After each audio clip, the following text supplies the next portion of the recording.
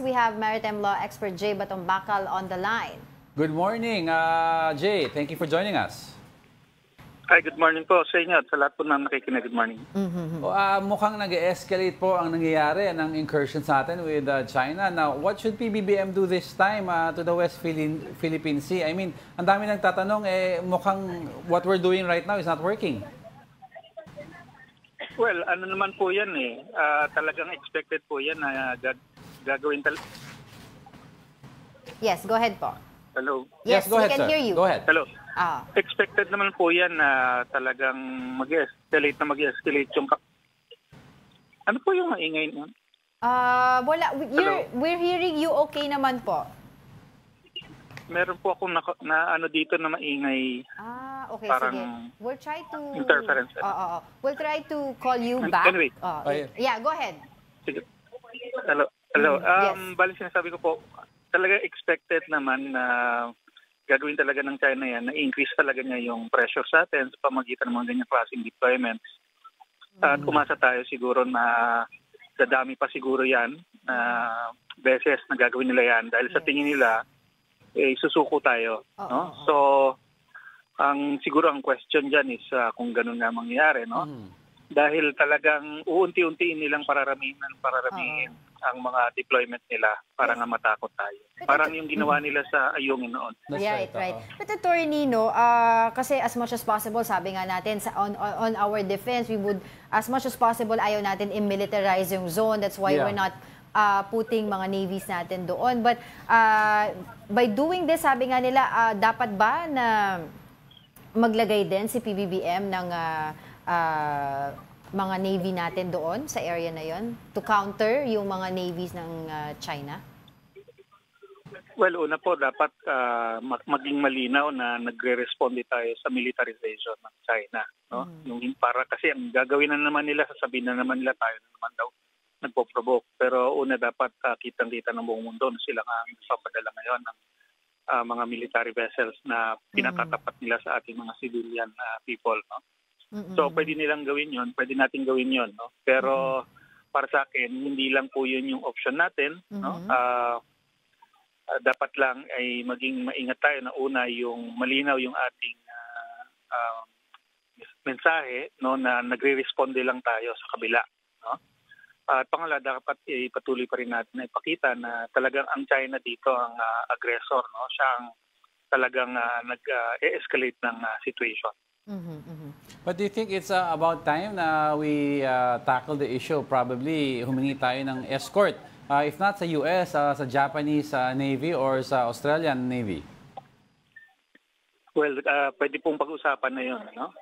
Dahil nga, dahil pinapalakas ng kabila yung puwersa nila, siguro parang tinetesting din nila kung kailan na magre-responde yung mga allies din. No? So, dapat din natin pag-usapan yun ng ating mga kaibigan. No? Okay, base po dun sa aming report kanina, we have already sent 60 diplomatic protests for this year alone. In total, 193 under the PBBM administration. So my question would be, do you think itong mga diplomatic protests po natin somehow nakakatulong pa rin dun sa sitwasyon natin with China? Well, siyempre po mayroong purpose talaga yung diplomatic protest, and that is yung tungkol sa ating legal positions na, no? At yan ay mahalagang record yan para ipakita natin sa mundo kung sakaling tatanungin tayo kung ano talaga yung ginawa natin at ano yung mga sinabi natin. Dahil lang pinapalabas ng China, tayo daw ang bumabaliktad, tayo daw ang hindi mapagkatiwalaan, tayo daw yung mga nagsasabi ng mga hindi totoo. Pero yung mga diplomatic protest na yan ay isang magandang record yan kung anong totoo. No? So, makakatulong po yan sa ganon. Pwede po yung gamitin sa pag-uusap natin sa ibang bansa. Pwede rin natin gamitin yan kung sakali magkakaroon na ng ibang paraan katulad ng mga conciliation, mediation o kaya mga adjudication at arbitration process. Alright. Pwede rin yan kung makikipag-usap tayo sa mga international organizations katulad ng United Nations.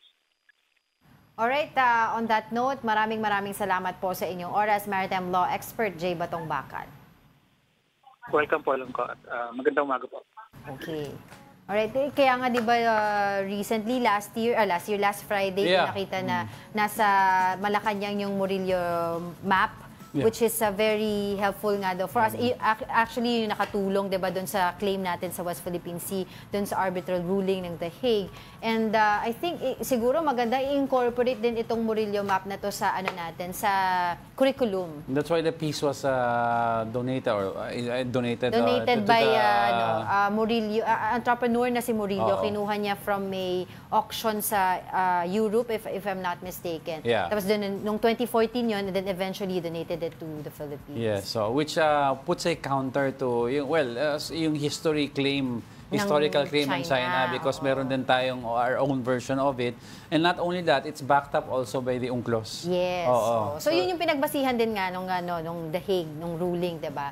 At that gives us the our assertive, 'di ba? O assertness nung dun sa ating That gives us our strong claim to the yes, area. strong claim. Pero yun nga sinasabi ko, dapat i-incorporate din siya sa curriculum natin dito sa mga bata dito. Yeah, Kasi because ganun din ginagawa lang China is doing that. Hindi mo nga masisisi yung ibang Chinese citizens because they're growing up knowing na sa kanila talaga ang West Philippine Sea. Ganon sila pinalaki. That's what they're taught in their schools, diba? So why don't we teach also our youth? Kasi doon talaga makikita mo, 'di ba, doon sa Murillo map na yung West Philippine Sea parte ng Pilipinas. Yun you have to remember, moving forward, itong mga youth na to, hindi mo alam sino dyan ang magiging mga politicians.